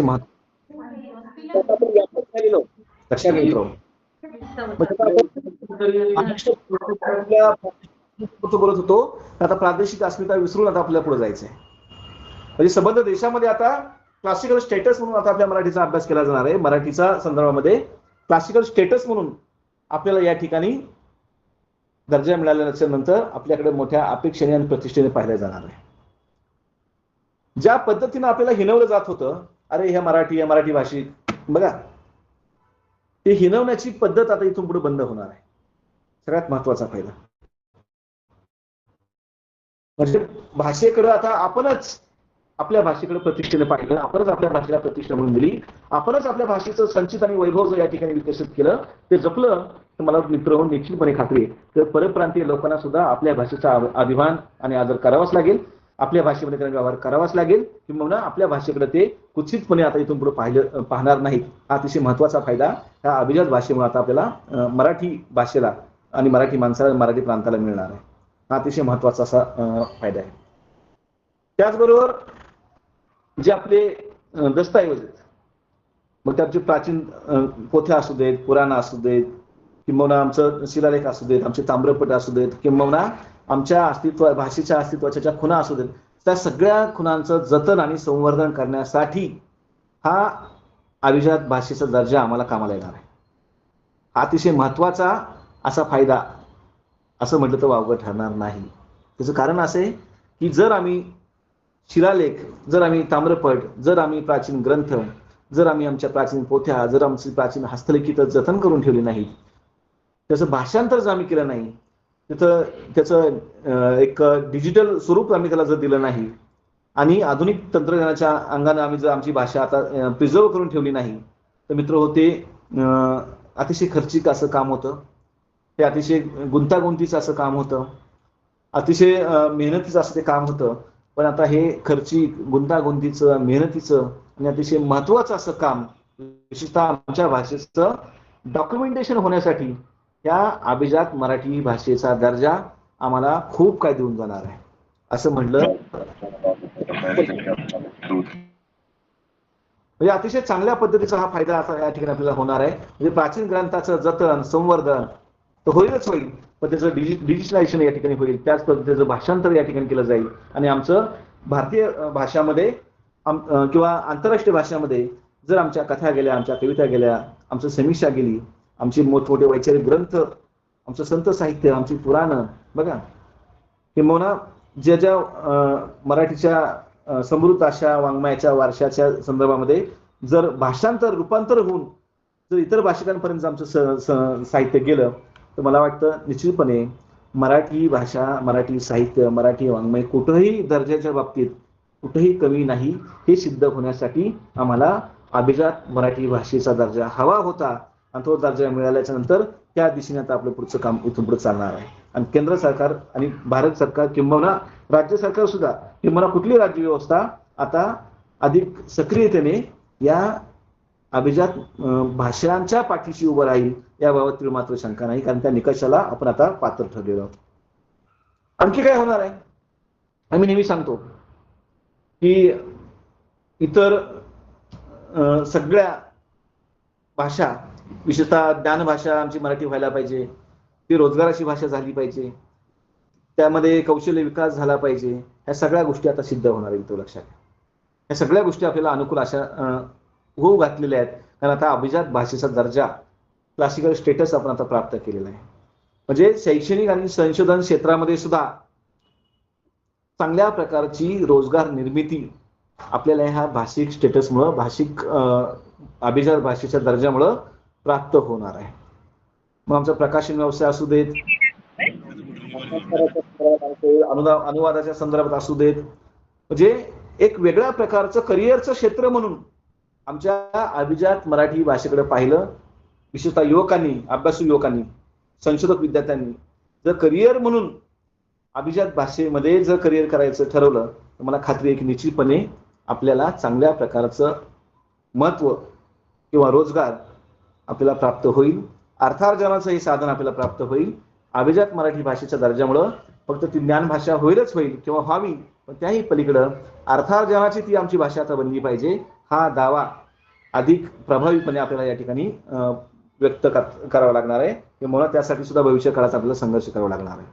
आणि हा संघर्ष आपल्याला सातत्याने पुढे चालू ठेवावा लागणार आहे. कारण अभिजात भाषेचं स्टेटस प्राप्त केल्याच्या नंतर रोजगाराच्या खूप साऱ्या संधी आता निर्माण होऊ घातलेल्या किंवा होतील. नजीकच्या काळामध्ये त्याची परिणती आपल्याला या ठिकाणी जाणवणार आहे. आणि साधारण पुढील 2 वर्षामध्ये केंद्र सरकारचं सांस्कृतिक मंत्रालय याची अंमलबजावणी करेल, केंद्र सरकारचं शैक्षणिक मंत्रालय याची अंमलबजावणी करेल, आणि साधारण देशातल्या 450 विद्यापीठांमध्ये आपल्या अभिजात मराठीच्या दर्जामुळं मराठी भाषेचं जतन, संवर्धन, या भाषेचा अभ्यास अतिशय गांभीर्यपूर्वक केला जाईल. अध्यासनं निर्माण होतील, विभाग निर्माण होतील, आणि ते विभाग निर्माण झाल्याच्या नंतर एक अतिशय गांभीर्याने किंवा अतिशय सखोलपणे आमच्या भाषेचं या ठिकाणी मूळ शोधलं जाईल, आमच्या भाषेचा या ठिकाणी अभ्यास केला जाईल, त्यातून रोजगाराच्या नव्या नव्या संधी निर्माण होतील, अनेक आमच्या बेरोजगार तरुणांना या ठिकाणी रोजगार मिळण्यासाठी त्याचा उपयोग होईल. हा अतिशय महत्त्वाचा असा फायदा या अभिजात भाषेच्या दर्जामुळे आम्हाला प्राप्त होईल असं म्हटलं तर वावगं ठरणार नाही. साधारण भाषेच्या सर्वांगीण विकासासाठी शेवटी कसं असतं, कुठल्याही भाषेचा विकास करायचा म्हणलं किंवा कुठल्या गोष्टीचं आपल्याला भरीव जर काम आपल्याला करायचं असेल, ते सगळं भरीव काम करत असताना आर्थिक प्राप्तीशिवाय किंवा आर्थिक सहकार्याशिवाय कुठलीही गोष्ट पुढे जात नाही असं आपल्याला माहिती आहे. म्हणून केंद्राकडून या ठिकाणी आपल्याला भरघोस अशा पद्धतीचं अनुदान प्राप्त होण्यासाठी अतिशय चांगल्या पद्धतीची मदत या अभिजात भाषेच्या दर्जामुळे आपल्याला होईल. तो अतिशय महत्त्वाचा असा फायदा आपल्याला या ठिकाणी पाहायला मिळेल. सगळ्यात महत्त्वाचं, आपल्या मराठीची प्रतिष्ठा निश्चितपणे वाढलेली आहे आणि ती पुढं अतिशय चांगल्या पद्धतीनं या ठिकाणी प्रतिष्ठित भाषा म्हणून आपल्या भाषेकडे पाहिलं जाईल. हा तमाम मराठी माणसासाठी अतिशय अभिमानाचा आणि गौरवाचा क्षण आहे असं म्हटलं तर वावगं ठरणार नाही. त्याचबरोबर भाषेच्या श्रेष्ठतेवर, आमची भाषा श्रेष्ठ होतीच आहे, फक्त दुर्दैवाने आम्हाला ते अभ्यास करून अहवाल करून ती या ठिकाणी थोडंसं संघर्ष करून ती मिळवावं लागलं, पण आमची भाषा श्रेष्ठ होती. या श्रेष्ठतेवर आता खऱ्या अर्थानं राज्य मान्यता त्याची मोहर उमटली असं म्हणावं असं वाटतं, अभिमाने म्हणावं असं वाटतं. आणि ही राजमान्यता मिळाल्यामुळं आता साहजिकच आपला सगळ्यांचा आत्मविश्वास या ठिकाणी दुणावलाय. त्याबाबत आपल्या सगळ्यांना अतिशय अभिमान आहे आणि म्हणून अभिजात मराठी भाषेच्या दर्जामुळे आपल्याला ती सुद्धा राजमान्यतेची मोहर आपल्या या ठिकाणी आपल्या भाषेवर उमटली. सगळ्यात महत्त्वाचं, भाषेचा विकास करण्यासाठी जी कामं देशामध्ये चालू आहेत, राज्यामध्ये चालू आहेत, ह्या विकासाच्या ह्या कामाला, भाषिक विकासाच्या कामाला, भाषिक विकासाच्या प्रकल्पांना निश्चितपणे आता गती मिळणार आहे, चालना मिळणार आहे. अभिजात भाषेचं हे स्टेटस मिळाल्याच्या नंतर हा फायदा आपल्याला निश्चितपणे आपल्या भाषेच्या संदर्भात, मराठीच्या संदर्भात होईल हे दिसतं आहे किंवा तो व्हावा या अपेक्षा करण्यात काहीच गैर नाही आहे. त्याचबरोबर मराठी भाषेचा गौरवशाली इतिहास असेल, समृद्ध आमची सांस्कृतिक परंपरा असेल, आमचं वैभव असेल, म्हणजे मराठी भाषेचं वैभव, मराठी भाषेची सांस्कृतिक सगळी पार्श्वभूमी, मराठी भाषेचा गौरवशाली इतिहास आता फक्त महाराष्ट्रापुरता मर्यादित राहणार नाही, आता फक्त देशापुरता मर्यादित राहणार नाही, तर 7 समुद्राच्या पलीकडे सुद्धा तो जाऊ शकतो. इतर देशातील विद्यापीठात सुद्धा त्याचा अभ्यास करू शकतात. अनेक महाराष्ट्रीय मंडळ, अनेक देशामध्ये मराठी माणूस तिथं महाराष्ट्रीय मंडळ त्यांनी स्थापन केली. त्या ठिकाणी सुद्धा मराठीच्या गौरवाचे, मराठीच्या गुणांचे, मराठीच्या परंपरेचे, मराठी भाषेच्या संदर्भामध्ये अनेक सांस्कृतिक, सामाजिक, शैक्षणिक उपक्रम या ठिकाणी राबवले जातील आणि जगभर आपल्या मराठीचा या ठिकाणी डंका पिटला जाईल, गवगवा होईल आणि एक मराठी माणूस म्हणून आपल्या सगळ्यांना त्याचा सार्थ असा अभिमान वाटावा हे मात्र निश्चित. आणखी काय होईल, मराठी भाषेला अभिजात दर्जा प्राप्त झाल्यामुळं ह्या भाषेमध्ये काय आहे, ह्या भाषेमध्ये काय आहे, किंवा ह्या भाषेमध्ये असं काय आहे, काय वैभव आहे, काय संचित आहे, हे संचित, हे वैभव, हे बारकावे शोधण्यासाठी संशोधक, जगभरातले संशोधक आपल्या मराठी भाषेकडे वळतील, त्याचा अभ्यास करतील, अनुवादाच्या माध्यमातून, भाषांतराच्या माध्यमातून आपली भाषा, आपली परंपरा, आपलं साहित्य या ठिकाणी समजावून घेतील. अतिशय चांगल्या पद्धतीनं भाषा जगभरात पोहोचवण्याची सुवर्ण संधी या अभिजात भाषेच्या स्टेटसमुळे किंवा दर्जामुळे आपल्याला आता प्राप्त झालेली असं या ठिकाणी अभिमानाने आपल्याला म्हणावं असं वाटतं. त्याचबरोबर काय मिळेल, जी आपण समजा आपण घरामध्ये सुद्धा सहज बोलतो बघा, पप्पा, मम्मी, टीचर, मॅम, बघा, किंवा इंग्रजी माध्यमाचं फॅड आपल्या अवतीभोवती आपल्या सगळ्यांच्या डोक्याचे खूळ असतं.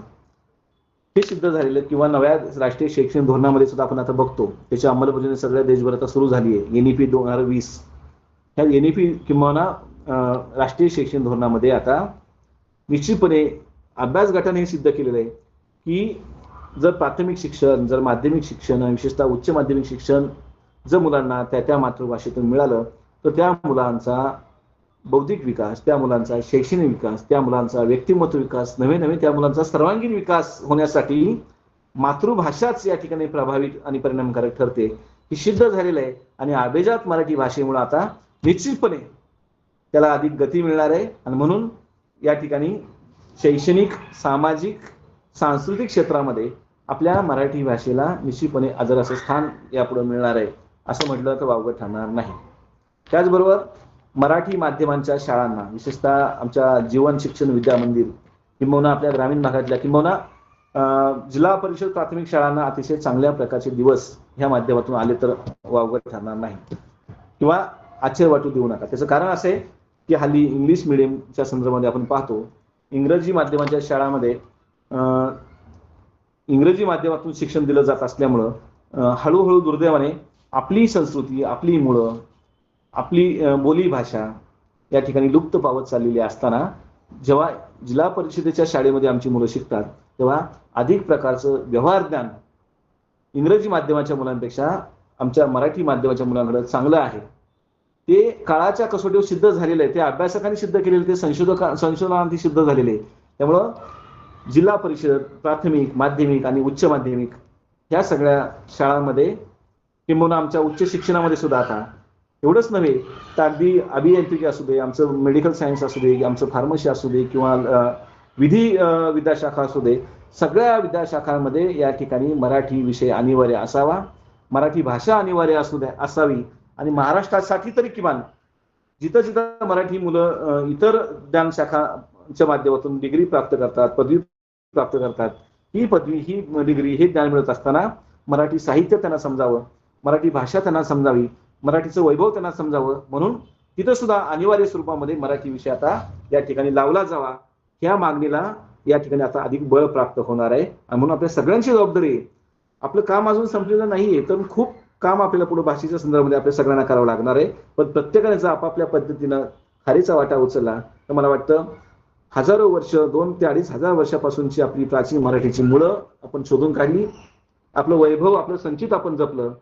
हेच सांस्कृतिक आणि भाषेचं संचित जर आपल्याला अधिक गतिमानाने विकसित करायचं असेल तर मित्र हो, या पुढच्या काळामध्ये सुद्धा आपल्याला आपल्या भाषेचा अभिमान बाळगून आपल्या भाषेचं जतन आणि संवर्धन करण्यासाठी प्रत्येक मराठी माणसाने अभिमानाने या ठिकाणी मराठीकडं सजगतेनं पाहिलं पाहिजे, मराठीनं आत्मीयतेनं पाहिलं पाहिजे, मराठी माध्यमाच्या शिक्षणाकडे जास्तीत जास्त वळायला पाहिजे. मराठी ज्ञानभाषा होण्यासाठी आपण सगळ्यांनी आता योगदान देणं ही काळाची गरज आहे. आणि ती संधी अभिजात मराठी भाषेच्या दर्जामुळं केंद्र सरकारने आता आपल्याला उपलब्ध करून दिलेली आहे. त्या संधीचं आपण जर सोनं केलं तर मला खात्री आहे की निश्चितपणे हजारो वर्षाची परंपरा असलेली आपली मराठी भाषा पुढच्या काही हजार वर्षामध्ये किंवा जोपर्यंत शेवटातील शेवटचा मराठी माणूस या पृथ्वी तलावर अस्तित्व असेल तिथपर्यंत आपल्या मराठीच्या अस्तित्वाच्या खुणा जतन आणि संवर्धन झाल्याशिवाय राहणार नाही. आणि म्हणून आपल्या सगळ्यांची एक नैतिक जबाबदारी आता वाढलेली आहे. म्हणजे अभिजात भाषेचा दर्जा आपल्याला प्राप्त झाला, खूप चांगलं झालं, खूप अभिमान आपल्याला वाटला. पण आता आपली मराठी माणसाची, मराठी भाषिकांची जबाबदारी सुद्धा आता वाढलेली आहे की आपण जास्तीत जास्त आपण आपल्या भाषेचा आग्रह धरणं ही काळाची गरज आहे. त्यात कुठल्याही प्रकारचं कमीपणा किंवा गैर वाटून घ्यायचं काहीच कारण नाही. त्याचबरोबर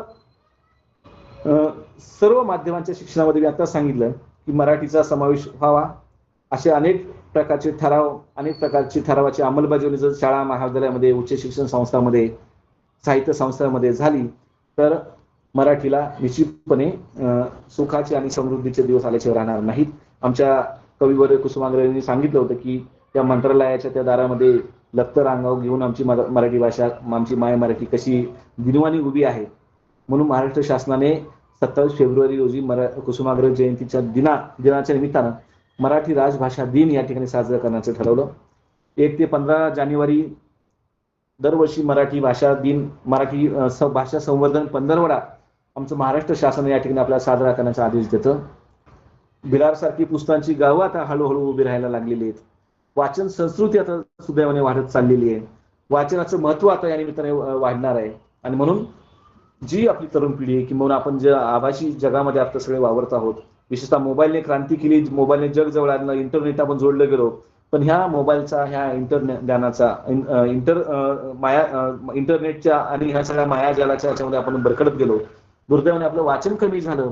वाचन कमी झाल्यामुळे आपलं चिंतन, मनन थांबलं, विचार थांबला, आपण संकुचित झालो. आणि दुर्दैवाने घराघरामधला मुलाचा आणि वडिलाचा, आईचा आणि मुलीचा, बघा, परिवाराचा आणि समाजाचा संवादच हरवत चालला.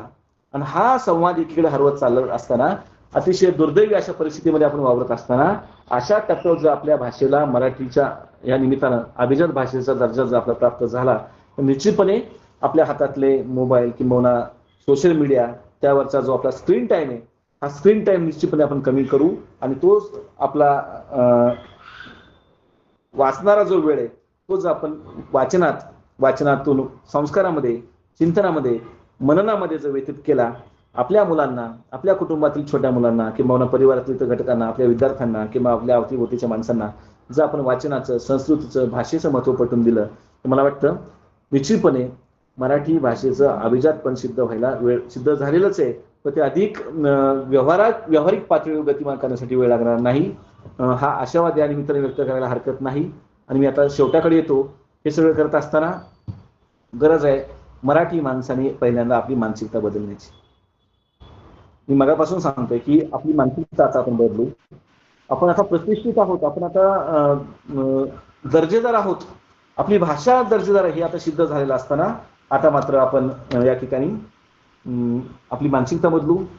मराठीची होत असलेली जागोजागी होत असलेली हेळसांड, अजूनही हेळसांड जी होती आपली, मग ती शासकीय कार्यालयामध्ये असू देत, ते अशुद्ध मराठीमध्ये असू देत, ती TV चॅनलमधल्या ज्या बातम्या दिल्या जातात त्या बातम्यांचं मराठीचं जे विद्रुपीकरण अलीकडे आपल्याला पाहायला मिळतं ते विद्रुपीकरण असू देत, किंबहुना आमच्या बोली भाषेच्या अस्तित्वाच्या खुणा असू देत, किंबहुना प्रदेशनुसार परिसरानुसार बोलली जाणारी आमची बोली, आमची कोकणी असू दे, आमची अहिराणी असू दे, आमची मराठवाडी असू दे, आमची वऱ्हाडी भाषा असू दे, आमची प्रमाण मराठी असू दे, आमची खेड्यातली भाषा असू, कुठल्याही परिसरातली कुठली भाषा असू दे, प्रत्येक भाषेचं मूळ हे मराठी भाषा आहे. ती आपली माता आहे, ती आपली आई आहे. याकडे जर आपण गांभीर्याने पाहिलं तर निश्चितपणे त्या बोली भाषेचं जतन आणि संवर्धन करण्यासाठी सुद्धा अभिजात मराठीचा दर्जा आपल्याला खूप काही देऊ शकतो.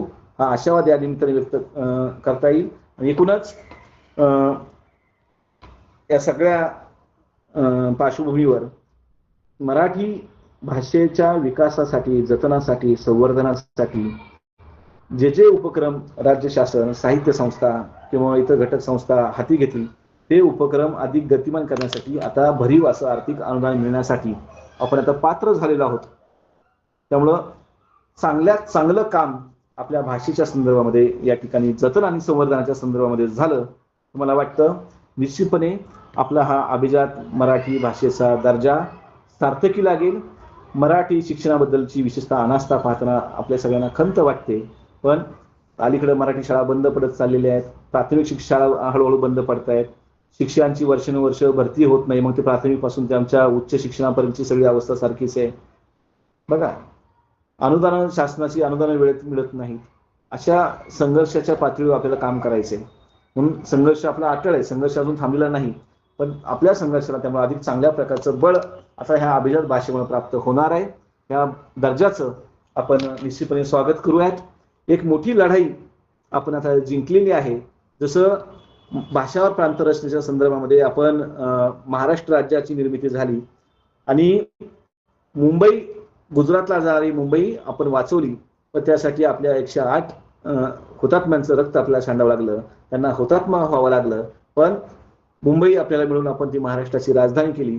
तशाच पार्श्वभूमीवर आपल्याला या पुढच्या काळामध्ये एक व्यापक अशी जनहिताची भूमिका घेऊन आपल्या भाषेचं जतन आणि संवर्धन करण्यासाठी निश्चितपणे आपण आपापल्या पद्धतीनं योगदान देण्याचा प्रयत्न करू. उत्तम आपण वाचन वाढवू, उत्तम पुस्तकं खरेदी करू. उत्तम पुस्तकं खरेदी केल्याच्या नंतर उत्तम प्रकारचं वाचन, सकस प्रकारचं वाचन आपल्याला या ठिकाणी मिळेल. या वाचनामुळे आपल्या ज्ञानात भर पडेल. या वाचनामुळे आपलं चिंतन मनन, जी आपली विचारांची जी परंपरा होती, समृद्ध अशा वारशांची परंपरा होती, समृद्ध अशा विचारांची खुंटलेली परंपरा अधिक यापुढे गतिमान होईल. जे साचले पण आपल्याला आलं होतं, विशेषतः सोशल मीडियाच्या ह्या सगळ्या अतिरेकामुळे आपल्या ग्रंथांकडून, आपल्या वाचनाकडून, आपल्या भाषेकडून आपण जेव्हा भरकटत आहोत तेव्हा निश्चितपणे हे भरकटले पण परत आपल्याला मूळ जागे बांधण्यासाठी हा अभिजात मराठी भाषेचा दर्जा आपल्याला खूप काय देणार आहे. याचं आपण चांगल्या प्रकारे स्वागत करू. सकारात्मकतेने आपण त्याकडे पाहू. कुठल्याही भाषेचा द्वेष न करता आपली मराठी भाषा ही समृद्ध कशी होईल, ती ज्ञान भाषा कशी होईल, ती अर्थार्जनाची भाषा कशी होईल, ती रोजगाराची भाषा कशी होईल, आणि सगळ्यात महत्वाचं ती माझ्या अंतःकरणाची भाषा कशी होईल, एवढी जरी अपेक्षा आपण या निमित्ताने व्यक्त करू शकलो आणि एवढी जर आपण त्याच्या निमित्तानं अंमलबजावणी करू शकलो तर अभिजात मराठी भाषेचा खूप कष्टाने मिळवलेला हा दर्जा सार्थकी लागेल अशी अपेक्षा या व्याख्यानाच्या निमित्तानं मी व्यक्त करतो. मला खात्री आहे की खूप उपक्रम भविष्यामध्ये होतील. अनेक परिसंवाद, व्याख्यानं, चर्चासत्र, साहित्य संमेलन या ठिकाणी होतील. अखिल भारतीय मराठी साहित्य संमेलन आता 21, 22, 23 फेब्रुवारी दिल्ली येथे होत आहे. दिल्लीमध्ये सुद्धा आता अभिजात मराठी भाषेच्या पार्श्वभूमीवर आपल्या मराठीचा डंका आता देशाच्या राजधानीमध्ये निश्चितपणे घुमणार आहे. हा आपल्या सगळ्यांसाठी अभिमानाचा असा क्षण आहे. या क्षणाचे सुद्धा भविष्यात आपण साक्षीदार होऊ एवढीच अपेक्षा या ठिकाणी व्यक्त करतो. आणि पुन्हा एकदा भारत लिबरल एज्युकेशन सोसायटीचं श्री हावगी स्वामी महाविद्यालय उदगीर, जिल्हा लातूर या महाविद्यालयानं अभिजात मराठी भाषा आणि मराठीचं भवितव्य या विषयावर मला या ठिकाणी माझी मांडणी करण्याची एक उत्तम अशी संधी उपलब्ध करून दिली. त्याबद्दल मी महाविद्यालयाचे प्राचार्य, आमचे चिमोरे सर, टांगावर सर आणि त्यांचे सगळे सहकारी यांचं निश्चितपणे मी ऋण व्यक्त करतो. त्यांच्या पुढील वाङ्मयीन, साहित्यिक, सांस्कृतिक आणि शैक्षणिक वाटचालीला मी या ठिकाणी शुभेच्छा देतो आणि माझं मनोगत किंवा माझं व्याख्यान या ठिकाणी थांबवतो. धन्यवाद. जय हिंद, जय महाराष्ट्र. धन्यवाद सांगळे सर. आपण अगदी 1 तासापेक्षा अधिक वेळ या ठिकाणी या विषयाच्या अनुषंगाने मार्गदर्शन केलात. जेव्हा हा अहवाल संपूर्ण मी वाचला तेव्हा असं लक्षात आलं की मराठी भाषेला दर्जा देत असताना आधुनिकतेपेक्षा प्राचीनतेला फार महत्त्व त्यांनी दिलेलं आहे. म्हणून आपल्या पूर्वजांनी जे काही संचित आपल्यासाठी ठेवलेलं होतं त्याच्यामुळेच हा दर्जा मिळालेला आहे आणि या पूर्वजाविषयीची आपण कृतज्ञता व्यक्त केली पाहिजे. या व्यापक उद्देशाने आम्ही या कार्यक्रमाचं आयोजन या ठिकाणी केलेलं होतं आणि या कार्यक्रमात आपण मराठी भाषेचं वैभव असेल किंवा सामाजिक, सांस्कृतिक, शैक्षणिक या सर्व क्षेत्रामध्ये मराठी भाषेचं जे अस्तित्व आहे भविष्यामध्ये कशा पद्धतीने पुन्हा वाढणार आहे या वेगवेगळ्या अंगाने आपण विस्ताराने भाष्य केलात. या ठिकाणी मला एक सांगावंसं वाटते की इंग्रजी भाषेकडे जो लोकांचा ओढा आहे तो ओढा इंग्रजी ही शेक्सपियरची भाषा आहे म्हणून नाही, तर इंग्रजी भाषा ही भाकरीची भाषा आहे म्हणून लोकांचा ओढा इंग्रजी भाषेकडे असलेला आपल्याला दिसून येतो. त्यामुळं आता अभिजात भाषेचा दर्जा मराठीला मिळाल्यामुळं निश्चितच आपल्याही भाषेमध्ये मोठ्या प्रमाणामध्ये रोजगार भविष्यात मिळणार आहे. याही अनुषंगाने आपण मार्गदर्शन केलात.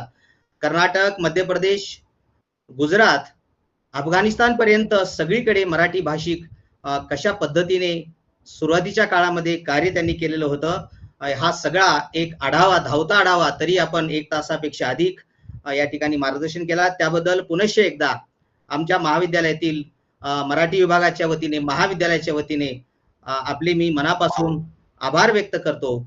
यानंतर या कार्यक्रमाचं आभार व्यक्त करण्यासाठी डॉक्टर मुळे मॅडम यांना मी विनंती करतो की आपण आभार मानावेत.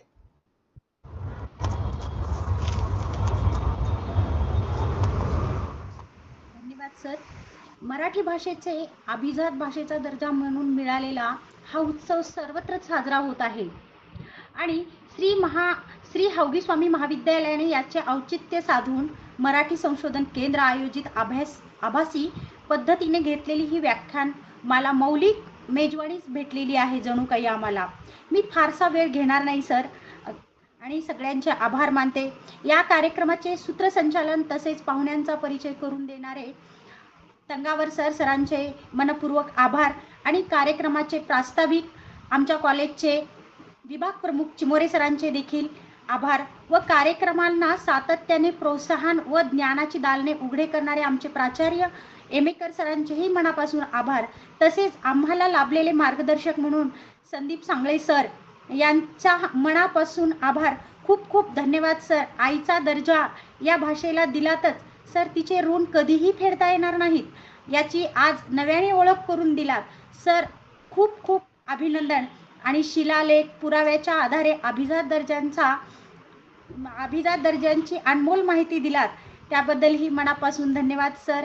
आणि या कार्यक्रमाला आपल्या इथं आवर्जून उपस्थित असलेले हैदराबाद, कर्नाटक व वेगळ्या ठिकाणाहून श्रोते व रसिक, त्यामध्ये Prithviraj Taur sir, Kant Jadhav sir, Kalgapure sir, आणि आचरेलकर मॅडम, पूजा मॅडम या सगळ्या रसिकांचेही मनापासून धन्यवाद. व रितेश साबणे यांनी परिश्रम घेतले त्यांचेही आभार. धन्यवाद सर.